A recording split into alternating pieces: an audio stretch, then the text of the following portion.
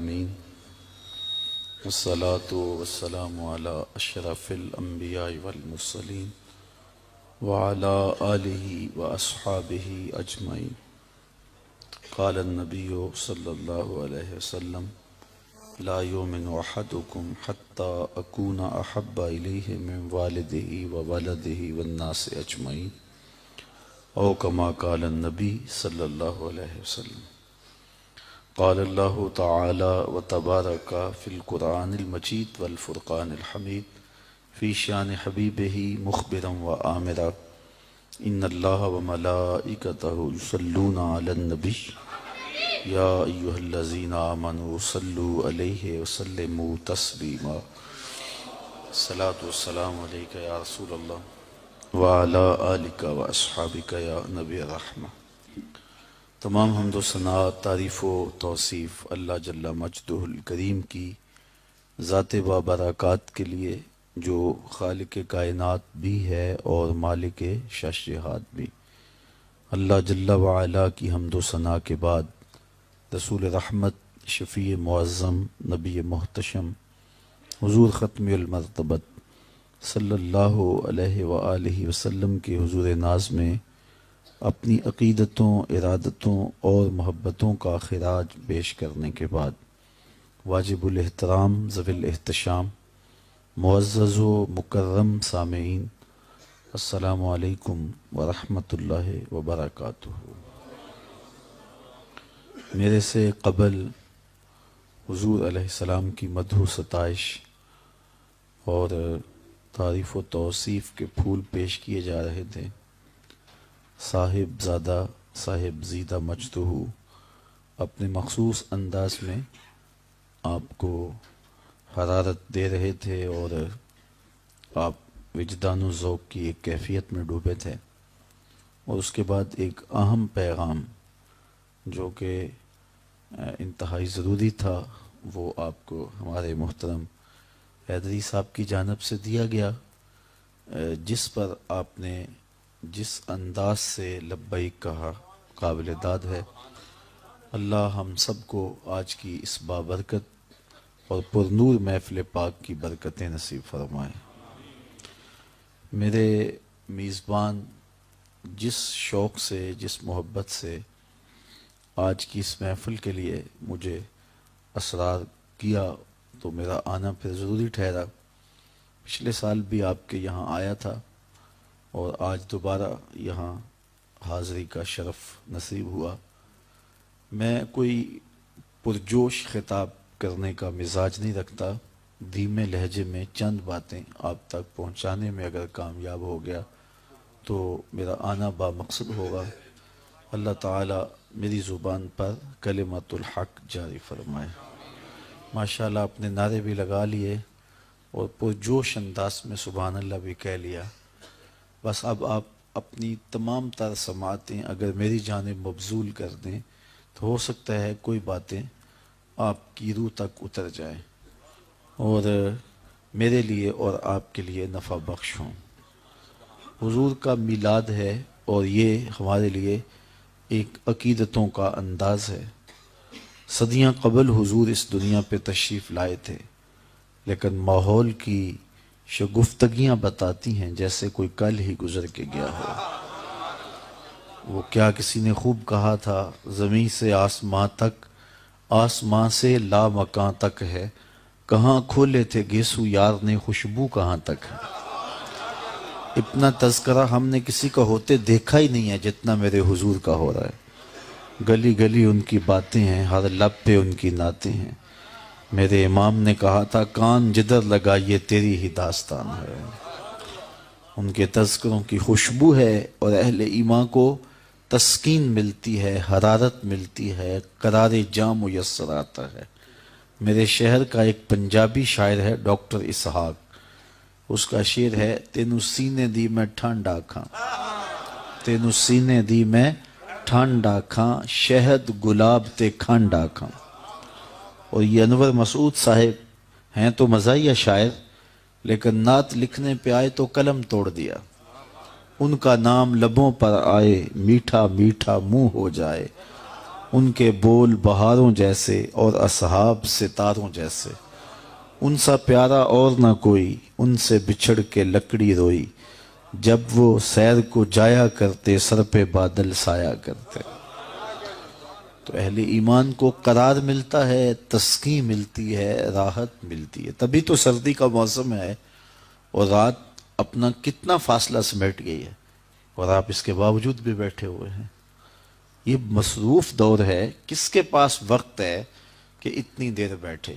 لیکن حضور کے ذکر کی لگن ایسی ہے جو ہمیں پہروں بٹھاتی ہے، اور کسی کے لبوں پہ حضور کے نام کا چراغاں ہو تو اس کے لب چومنے کو جی چاہتا ہے۔ تو عقیدتیں ہیں کہ بچ بچ کے جاتی ہیں اور محبتیں ہیں کہ فدا ہوتی ہیں۔ تو یہ حضور علیہ السلام کی محبت کے رنگ ہیں جو اللہ کا شکر ہے اللہ نے ہمارے سینے میں رکھے ہیں اور ہمیں اس دولت سے محروم نہیں رکھا۔ اور ہم شکریہ ادا کریں گے اپنے بزرگوں کا، اپنے والدین کا، اپنے علماء کا، اپنے مشائخ کا، کہ جن کی وساطت سے ہمیں یہ نور محبت نصیب ہوا ہے۔ چونکہ انہوں نے ہمیں حضور کے نام کے ترانے سنائے، ماؤں نے لوریاں حضور کے نام کی دی، ہمارے باپ نے ہمیں حضور کا پیار دیا، حضور کی الفت دی۔ اقبال کہا کرتے تھے، نام تو از پدر آموختم، حضور آپ کا نام میں نے اپنے باپ سے سیکھا تھا۔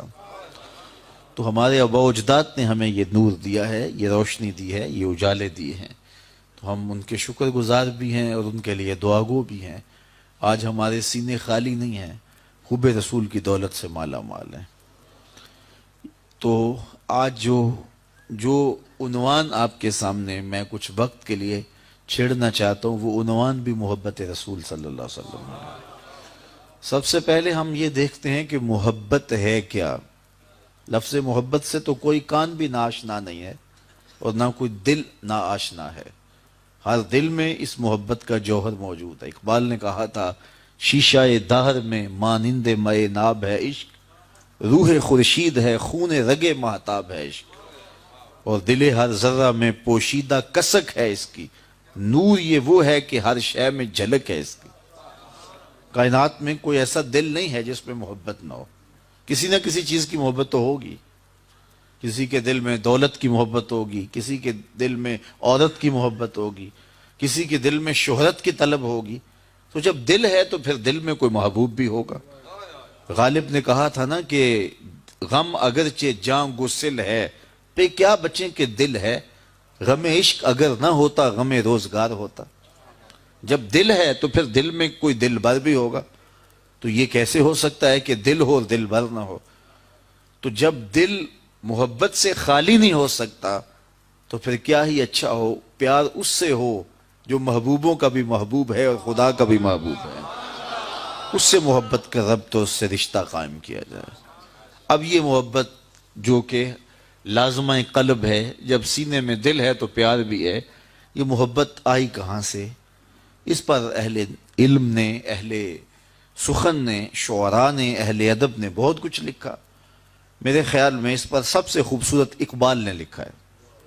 باقاعدہ ان کی ایک نظم ہے جس کا عنوان ہی محبت ہے، اور اس میں وہ بتاتے ہیں کہ یہ نور آیا کہاں سے، یہ روشنی دلوں کو نصیب کہاں سے ہوئی ہے، اور اس نے سفر کہاں کہاں کا طے کر کے، اور اس کے اجزائے ترکیبیہ کیا ہیں، اور یہ کس چیز سے بنی ہے جو قلب انسانی میں جاگزین ہوئی۔ تو وہ بڑی خوبصورت ایک ان کی نظم ہے، وہ ساری تو اس وقت مجھے ازبر نہیں ہے، اس کے چیدہ چیدہ اشعار یاد ہوں گے۔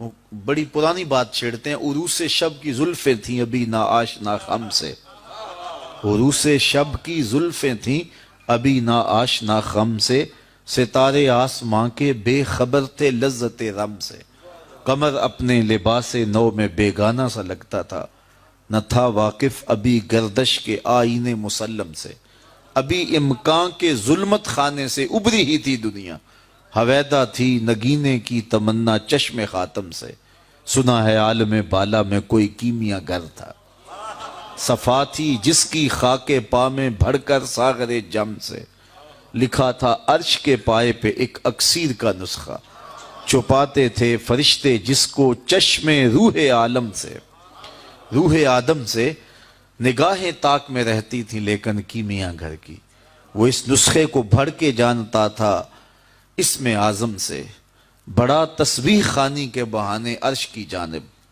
تمنائے دلی بھر آئی آخر سائے پیہم سے، پھر آیا فکر اجزا نے اسے میدان امکا میں، چھپے گی کیا کوئی شے بارگاہ حق کے محرم سے۔ اب اجزا دیکھیے، چمک بجلی سے مانگی چاند سے داغ جگر مانگا، چمک بجلی سے مانگی چاند سے داغ جگر مانگا، حرارت لی نفس آئے مسیح ابن مریم سے، حرارت لی نفس آئے مسیح ابن مریم سے، اللہ اکبر۔ اور تڑپ بجلی سے پائی حور سے پاکیزگی پائی، تڑپ بجلی سے پائی حور سے پاکیزگی پائی، ملک سے عاجزی افتادگی تقدیر شبنم سے، پھر ذرا سی بے نیازی، اللہ اکبر، پھر ذرا سی بے نیازی بارگاہ ناز سے لی، چمک بجلی سے پائی چاند سے داغ جگر مانگا، حرارت لی نفس آئے مسیح ابن مریم سے، ذرا سی پھر ربوبیت سے شان بے نیازی لی، ذرا سی پھر ربوبیت سے شان بے نیازی لی، ملک سے عاجزی افتادگی تقدیر شبنم سے، پھر ان اجزاء کو گھولا چشمہ حیواں کے پانی میں، پھر ان اجزاء کو گھولا چشمہ حیواں کے پانی میں، مرکب نے محبت نام پایا عرش اعظم سے، محوس نے یہ پانی پھر ہستی نوخیز پہ چھڑکا، گرا کھولی ہنر کی اس نے گویا کار عالم سے، ہوئی جنبش ایاں ذروں نے لطف خواب کو چھوڑا، گلے ملنے لگے اٹھ اٹھ کے اپنے اپنے ہمدم سے، خرام ناز پایا آفتابوں نے ستاروں نے، چٹک غنچوں نے پائی داغ پائے لالا زاروں نے۔ تو اقبال کہتے ہیں یہ عالم امر کا لطیفہ ہے، اور اس کے اجزاء میں بے نیازی بھی ہے، چمک بھی ہے، تڑپ بھی ہے، عجز بھی ہے، نیاز بھی ہے، سب کچھ رکھا ہوا ہے، اور پاکیزگی بھی رکھی ہے شبنم کی، اور ستاروں کی چمک بھی رکھی ہے، اور یہ قلب انسان کے اندر یہ دل کو ودیت کر دی گئی۔ اب جب دل ہے تو دل میں تڑپ بھی ہوگی، دل میں اضطراب بھی ہوگا، دل ہے تو دل میں کسی کی آرزو بھی ہوگی، ہجر اور وصل یہ ساری کیفیات دل میں پائی جائیں گی۔ تو جب دل ہے تو پھر دل بر بھی چاہیے۔ اب محبت پھر کس سے کی جائے؟ جب دل ہے تو پھر کسی سے محبت تو کرے گا، جی چاہے گا کسی لیے راتوں کی تنہائیوں میں جاگ کے رو کے آنسو بہا کے گزارا جائے، پھر وصل کی گھڑیوں کے لیے بھی تگ و تاز ہوگی، تردد ہوگا، تو پھر محبت کی کس سے جائے؟ تو کم از کم محبت اس سے کی جائے جو محبت نبھانے کی ریت جانتا ہو۔ جو محبت نبھانے کی ریت نہیں جانتا اس سے محبت کی کیوں جائے؟ میں سیالکوٹ سے واپس آ رہا تھا گوجرانوالا، تو راستے میں وہ ایک جھونپڑا لگایا تھا ایک ملنگ ٹائپ شخص نے، تو اس کے اوپر لکھا تھا سڑکوں والی سرکار۔ تو میں اپنے گاڑی چلانے والے سے کہا کہ یہ اس نے جھوٹ لکھا ہے، یہ تو کنارے والی سرکار ہے، سڑکوں والی سرکار تو ہم ہیں، سویر سے لے کر شام تک سڑکوں پہ رہتے ہیں، کبھی عرش پر کبھی فرش پر، کبھی ان کے در کبھی در بدر، غم عاشقی تیرا شکریہ میں کہاں کہاں سے گزر گیا۔ تو میں نے کہا یہ تو کنارے والی سرکار ہے، سڑکوں والی سرکار تو ہم ہیں، صبح کہیں شام کہیں دوپہر کہیں ہر وقت سڑکوں پہ ہوتے ہیں۔ تو چونکہ سڑکوں والی سرکار ہے ہم اس لیے سویر شام سڑکوں پہ رہتے ہیں، تو بڑی عجیب چیزیں دیکھنے کو ملتی ہیں۔ یہ گاڑیوں کے پیچھے جو جملہ لکھا ہوتا ہے یہ گاڑی چلانے والے کے نفسیات کا خلاصہ ہوتا ہے، اس کی پوری زندگی کا نچوڑ ہوتا ہے۔ بڑے جملے عجیب بھی ہوتے ہیں، شرمندگی ہوتی ہے، کچھ جملے ہوتے ہیں کہ دیر تک سر دھنتے رہتے ہیں، کچھ جملے دکھی کر دیتے ہیں، کچھ پریشان کر دیتے ہیں، اور کچھ جملے ایسے ہوتے ہیں پڑھتے ہیں تو حیرت نہیں جاتی۔ تو طرح طرح کے جملے مختلف گاڑیوں کے پیچھے آپ نے بھی لکھے ہوئے دیکھے ہوں گے۔ ایک جملہ لکھا ہوتا ہے صنم بے وفا، تو میں اپنے دوستوں کو کہتا ہوں کہ دیکھو غور سے یہ کیا لکھا ہے، وہ کہتے ہیں سر صنم بے وفا لکھا ہے۔ تو میں کہتا ہے اس کا مطلب سمجھتے ہو یہ کیوں لکھا ہے؟ جی آپ بتا دیجئے۔ میں نے کہا یہ تحریری احتجاج ہے، اس نے کسی سے پیار کیا ہوگا اور اس نے بے وفائی کر دی ہوگی اور اپنی بڑھاس نکال رہا ہے، یہ تحریری احتجاج کر رہا ہے۔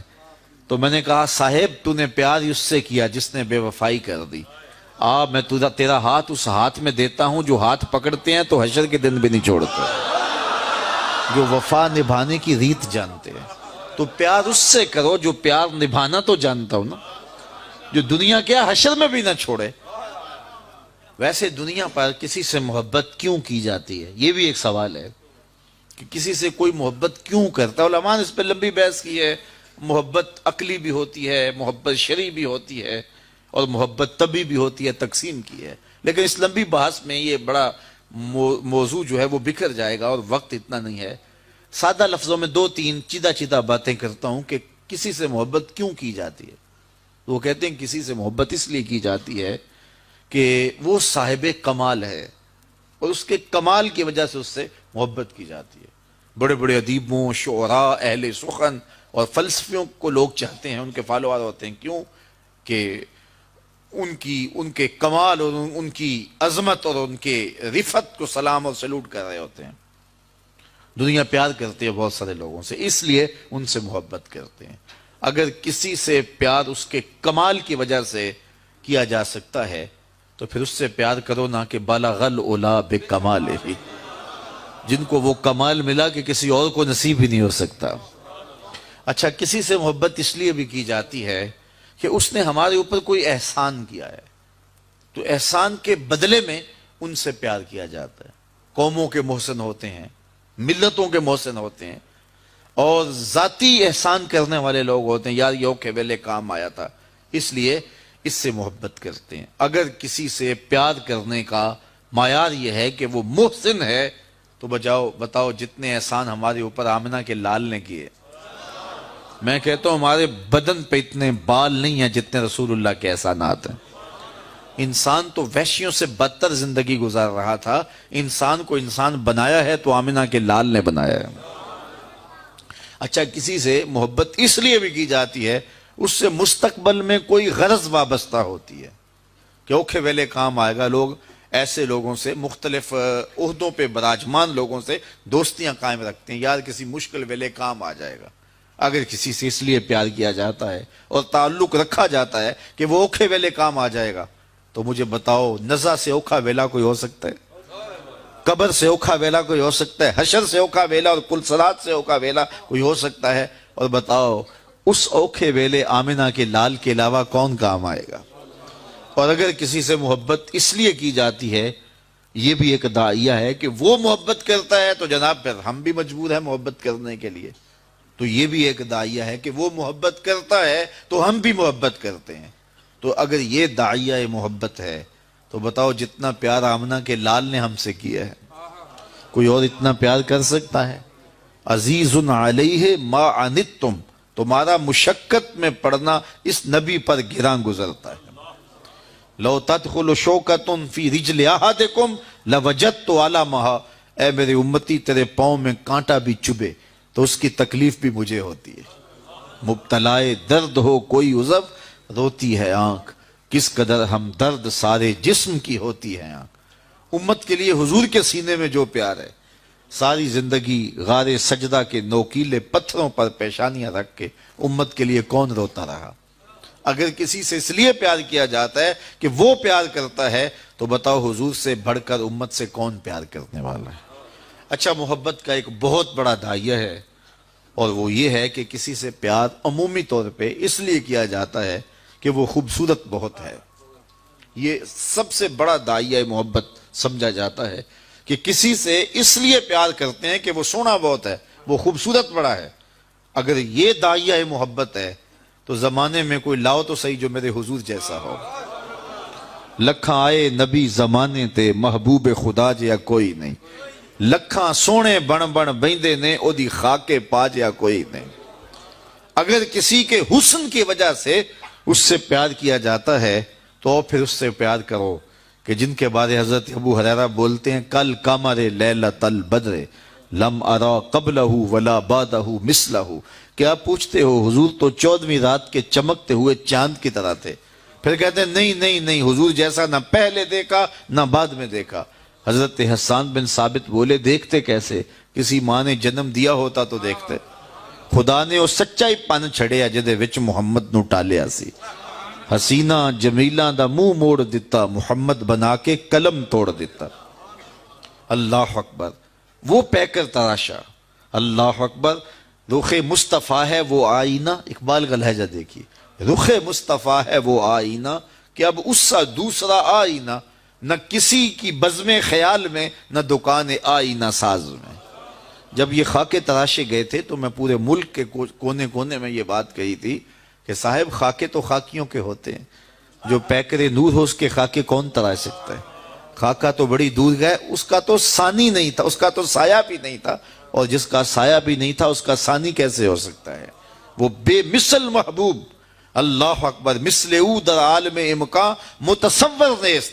شیخ احمد علیہ رحمہ فرماتے ہیں ان کی مثل بزم عالم میں ممکن ہی نہیں ہے۔ جناب کا سایہ نہیں تھا، اللہ اکبر۔ اور حضرت شیخ نے اس پر جو بات کی ہے، اللہ ان پر کروڑوں رحمت نازل فرمائے، فرماتے ہیں کہ سایہ شے از شے لطیف تر است، کسی چیز کا سایہ اس شے سے زیادہ لطیف ہوتا ہے، اور آپ سے زیادہ لطیف کائنات میں شے ہی کوئی نہیں، لہٰذا سایہ چے معنی دارت، پھر سائے کا کیا مفہوم ہے؟ تو مجھے بتاؤ جس کا سایہ بھی نہیں تھا اس کا ثانی کیسے ہو سکتا ہے؟ تو وہ حسن دیا، وہ جمال دیا کہ جو انہی کا مخصوص ہے، جو انہی کو مخصوص ہے۔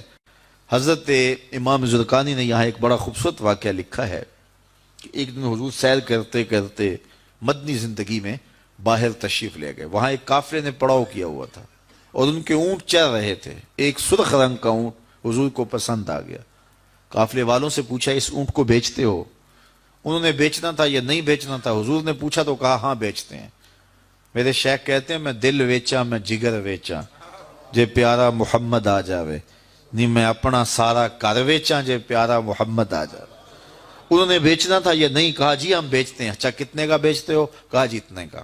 سودا طے ہو گیا۔ حضور نے فرمایا کہ میں کوئی تاجرانہ غرض سے تو آیا نہیں تھا کہ میں قیمت ساتھ لے کے آتا، میں تو سیر کرتا ادھر آ نکلا اور تمہارا اونٹ مجھے پسند آ گیا اور میں نے اس کا سودا کر لیا۔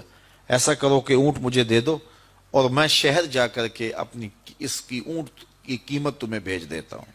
انہوں نے کہا میں منظور ہے۔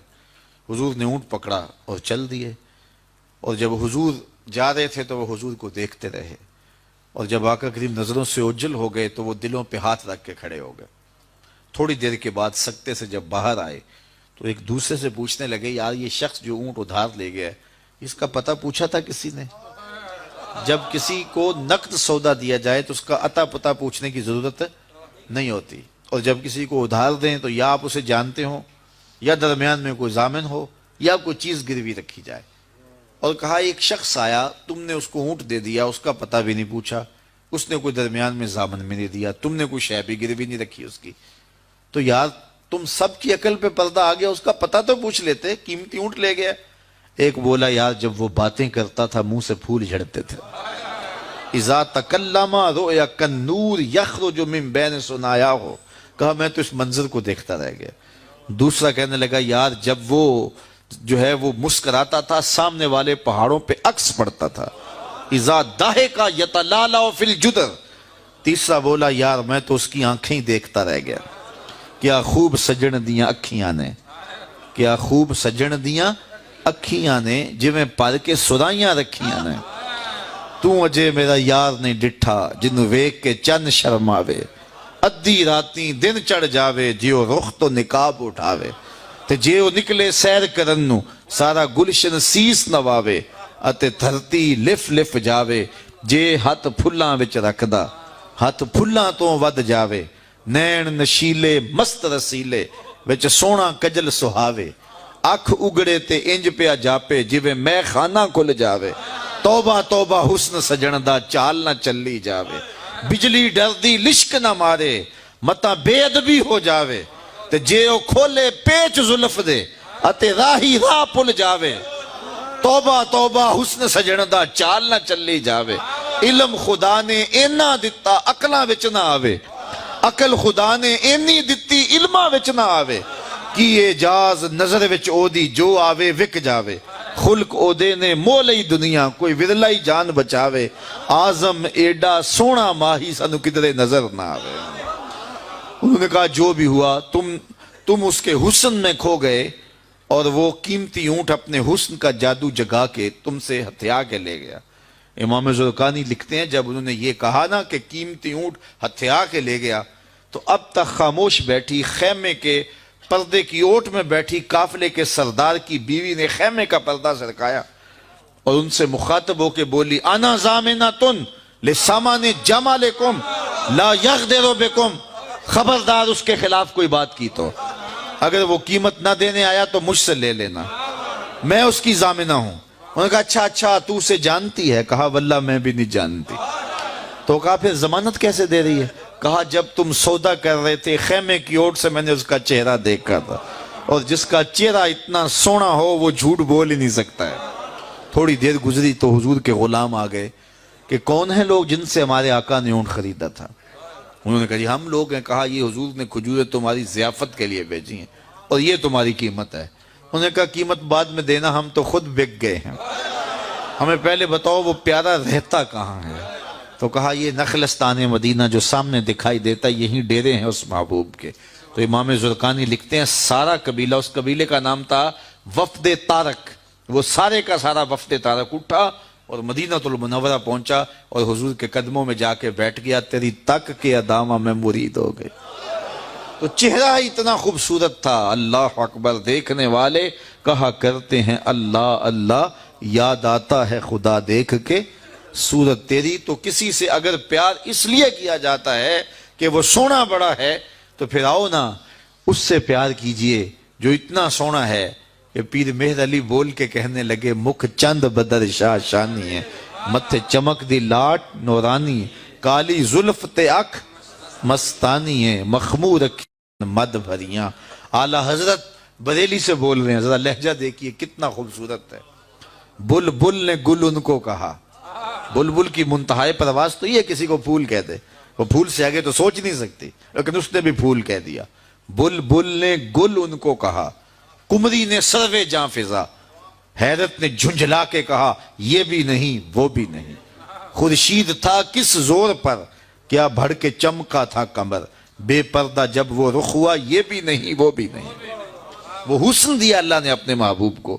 تو کسی سے اگر اس لیے پیار کیا جائے کہ وہ سونا بڑا ہے تو مجھے بتاؤ کہ حضور جیسا سونا زمانے میں کوئی ہو سکتا ہے؟ اللہ اکبر، سارے حسن حضور کے قدموں سے پھوٹتے ہیں۔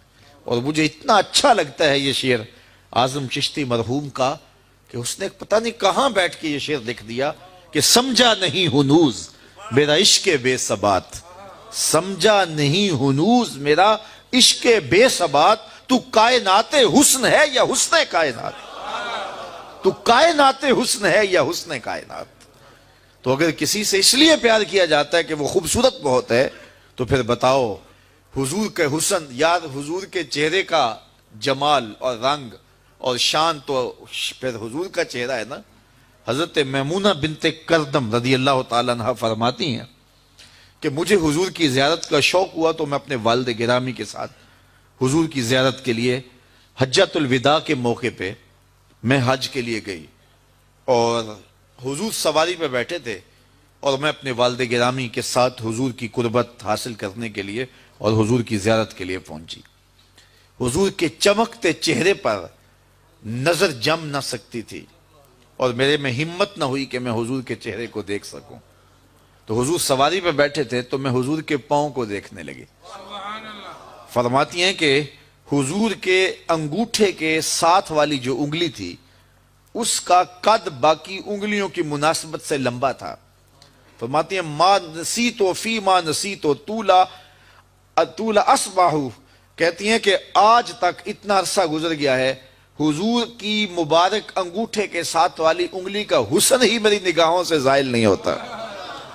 یار جس کی انگلی اور جس کے پاؤں کا حسن اتنا ہے اس کے چہرے کی جمال کی کیفیت کیا ہوگی؟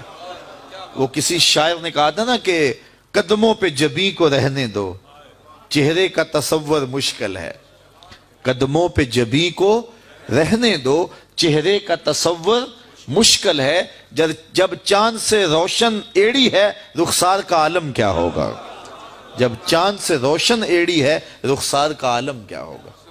تو حضور علیہ السلام کے حسن اور حضور کے جمال کی وجہ سے اگر پیار کیا جائے تو پھر مجھے بتاؤ کہ حضور علیہ الصلوۃ والسلام سے بڑھ کر کائنات میں حسین کون ہو سکتا ہے، خوبصورت کون ہو سکتا ہے؟ تو اس لیے ہماری محبتیں اور ہماری عقیدتیں حضور کی بارگاہ میں دست بستہ حاضر ہوں۔ اب کسی سے اگر پیار کر لیا جائے تو اس پیار کے تقاضے کیا ہیں؟ بندہ جس سے پیار کرتا ہے اس کا کثرت سے ذکر کرتا ہے، اور یہ محفل میلاد اس عقیدت کا روپ ہے، محبت کے اس تقاضے کی تکمیل ہے۔ بندہ جس سے پیار کرتا ہے اس کا کثرت کے ساتھ ذکر کرتا ہے، اس کا جی چاہتا ہے کہ اس کا تذکرہ چھڑا رہے، اس کی باتیں ہوتی رہیں۔